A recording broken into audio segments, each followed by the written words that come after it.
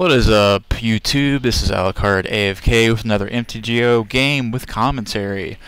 We've got the discard deck, and I played several games with the Wellspring, the Phyrexian Core, and the Buried Rune, and it was nice to draw cards, but I just found that most of the time I just had few to lands, and I was talking with a Dud SS, or maybe it's pronounced Duds. You have to correct me on that. I don't know if it's Dud SS or just Duds.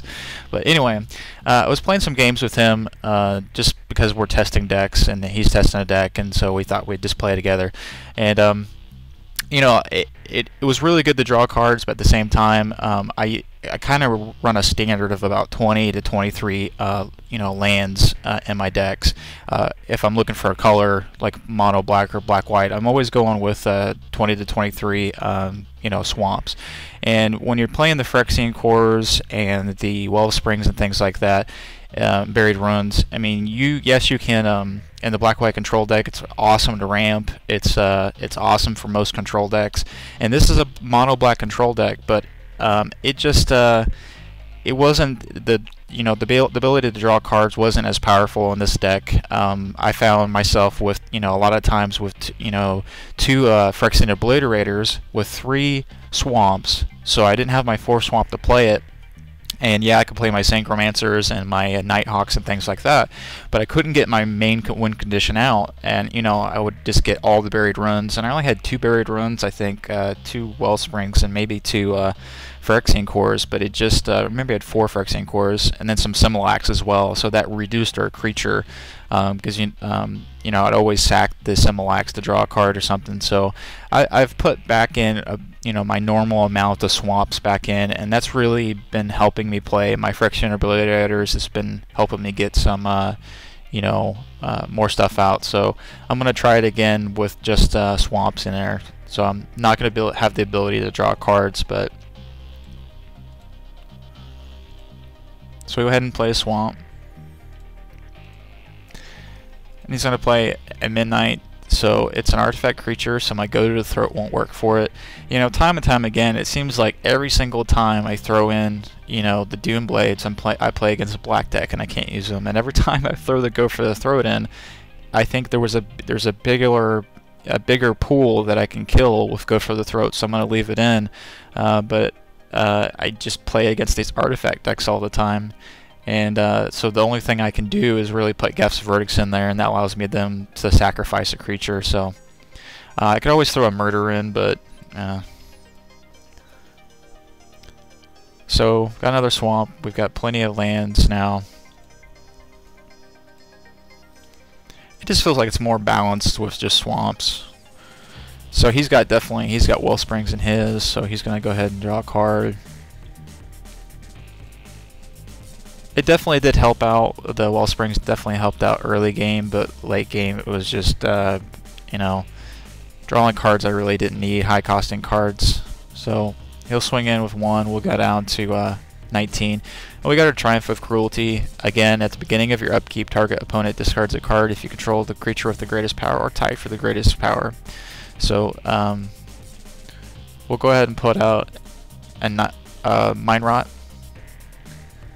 And that is target player discards 2 cards. So we have all kinds of cards in this deck. These are just not as useful early on, but they have to get rid of something. So, and you got rid of 2 Battle Hymns, so it's add red to your mana pool for each creature you control. So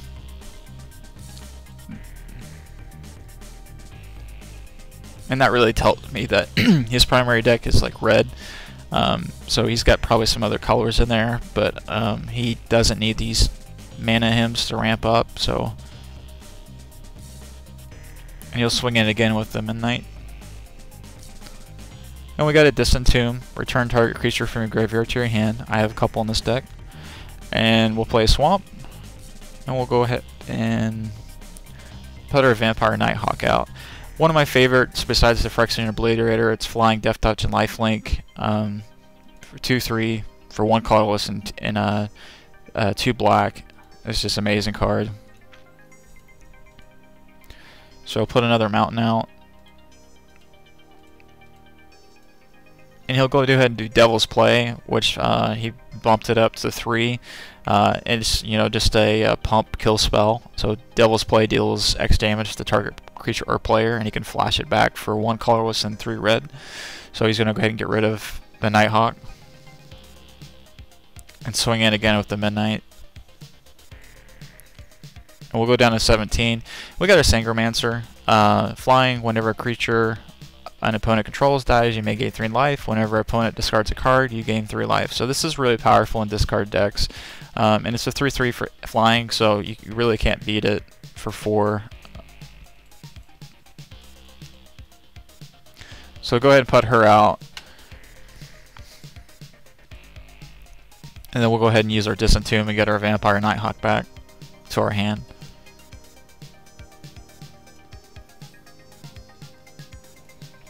So he sacrificed his Wellspring.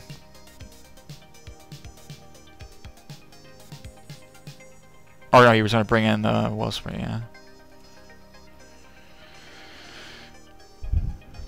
So he played the Rebirth, an additional cost to cast Coatha Rebirth, sacrifice an artifact. So that's a you know, I hadn't really thought about that. You know, I had specific like Phyrexian cores that do nothing but sacrifice an artifact. If you have cards that, you know, additional cost, so he's put 3 1/1 Red Goblin tokens on the battlefield, but then he had to sacrifice an artifact. Well, he's not worried because he sacrificed his Wellspring. He could have also sacrificed this 1/1 out here. So that's a good mechanic there. So he's gonna go ahead and play the commands, and he's gonna put additional 2 Goblin tokens on the battlefield.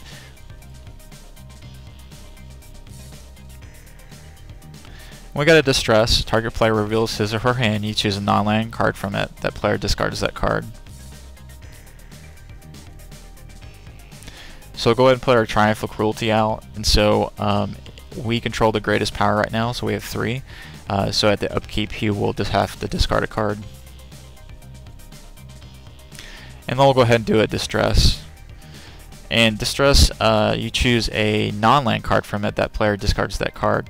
So he's got a Firewing Phoenix. It's a flying 4/2, and for 1 colorless and 3 red, he can return the Phoenix from his graveyard to his hand for 3 colorless and 1 red. So we got a Go for the Throat sitting here. And you know what I really like about these discard cards is that even if I can't discard something, so say he had a nothing but lands or something, and I wouldn't be able to discard anything, I was still able to look at what he had as in his hand, so I can prepare for my next step. So you know, I can go ahead and, you know, let's say I get rid of this. Well, then he's just got 2 sorcery cards. So what I'm going to do is I'm going to get rid of, you know, one of the Burns at the Stakes or the Faithful Looting, and then when he plays his Firewing Phoenix next turn, then I'll just go for the Throat. So it lets you plan. So I got rid of the Burn at the Stake, so an additional cost to Burn at the Stake. Number of untapped creatures you control, so he just left his teachers untapped, and then Burn at the Stake deals damage to target creature or player equal to 3 times the number of creatures tapped this way. So he can get, that's a way for him to get rid of my Sangromancer, my Vampire Nighthawk, things like that. And so when he discarded that, the Sangromancer's ability activated, or one of his abilities activated, so I gained 3 life from that 1 card. And we go up to 20. And we'll go ahead and swing in with the Sangromancer. He'll go to 17.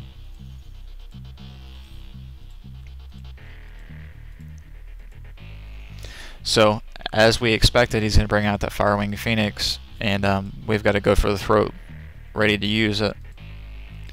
And he'll swing in with his Midnight and his Goblin tokens. You know, I've never been a fan of tokens that don't fly for some reason. Like, I'll use Lingering Souls in my black-white control decks.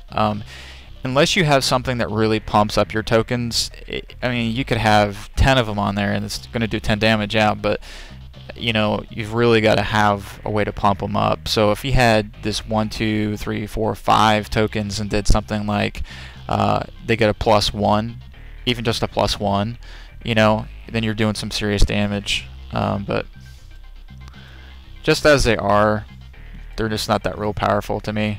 And so, beginning of the upkeep, I still control the greatest power, because his Phoenix is 2. Even if it had been 3, the card states if it's tied for the greatest power, he still has to discard a card. So,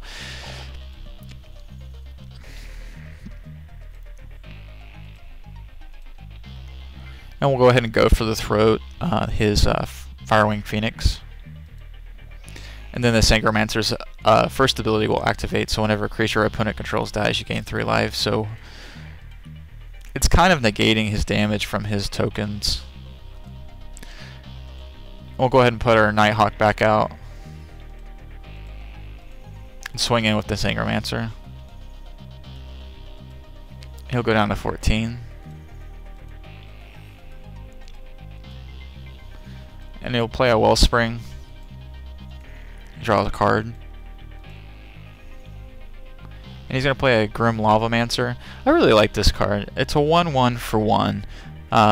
For 1 red, you can exile 2 cards from your graveyard. Grim Lavamancer deals 2 damage to target creature or player. So it's a way to get, you know, his Firewing Phoenix back. It's a way to get, you know, another creature back, and or it's just 2 cards, so he can actually get anything he wants back from his graveyard. So he can get some damage spells to get rid of some of my my pressure here. He can also bring back a Firewing Phoenix to be able to do some damage and really block the Vampire Nighthawk or the Sangromancer. So that's a really nice card. So at the beginning of the upkeep, and then he discarded that card, gained 3 life. So we'll go back up to 20. And we got a Duress. So we have Duress, Distress, and Duress, Distress, and a bunch of other discards. I always forget what they're called. I mean, and what they do exactly. I almost have to. I'm reading it for you guys, but I'm also reading it for myself because I just forget. So we got a Painful Quandary. This is nice against you know, groups where they have a lot of spells. So whenever an opponent casts a spell, that player loses 5 life, and unless he or she discards a card. When I first read this, it was either you lose 5 life, or you just discard a card. So if he doesn't have any cards, he has to do 5. So he doesn't have any cards in his hand. So when he casts a spell, he will have to lose 5 life. So we'll swing in for 5. And he'll go down to 9.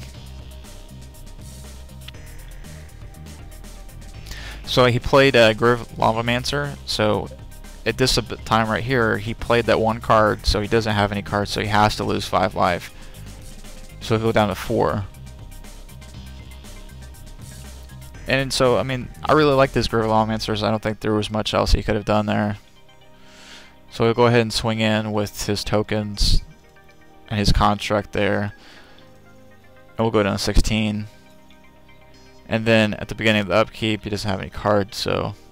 And we got a Swamp, so. And there's no point in doing a Duress because he doesn't have any cards. So we'll go ahead and just swing in for the win with the Sangromancer and the Vampire Nighthawk. And right before, you know, he loses the game, he says, "Nice original deck, good game." And you know, I really like it when people go ahead and you know, say good game, because I want to say good game, but it's from what I've gathered since I've been playing MTGO or Magic the Gathering in general. You know, when you're in the paper deck, you can go ahead and throw your hand up, and you know, if they want to, they can go ahead and shake your hand. But if you don't say good game, you know, then I can't really feel like I can say good game, because it's you know, it's rude to say good game if you're the one winning. It sounds awkward, but that's just the truth of it. I've had a couple people get upset because I did good game, you know, and you know, I'm just being friendly, you know, regardless if I win or lose. I always say good game first, and I mean, well, you know what I mean. If I'm losing, I go ahead and say good game first, so it gives them the opportunity to say good game. And anyway, I won't waste any more of your time. I just wanted to comment on that. So we go ahead and swing in, and I say good game and thank you. And the game ended on turn 9. He went down to -1. We're at 18, and I'm really liking this version of my discard deck. It's pretty powerful. Obviously, it's has its weaknesses. I've played some games where they were making me discard cards as well. So let me know what you think. Let me know what you. There's a couple people that said they want to see more of this deck. It is completely original, I think. I have a ton of discard cards. I brought in some Phyrexian Obliterator, some Vampire Nighthawks, and some Singermancers as really my win conditions, and we got some removal spells in there. But it's not a deck that anybody's put together before. There might be some variations. I mean, I've seen some mono black control that might have one duress or one distress or something, but it's not based on discard, and it doesn't use Phyrexian Obliterators because dang, those cards are expensive in MTGO or paper. I've gotten both. I've got 4 and online, and I got 4 in paper, and they're just expensive as butt. But anyway, leave a comment, subscribe. You're helping me become a better player with those comments, and we'll see you later next time.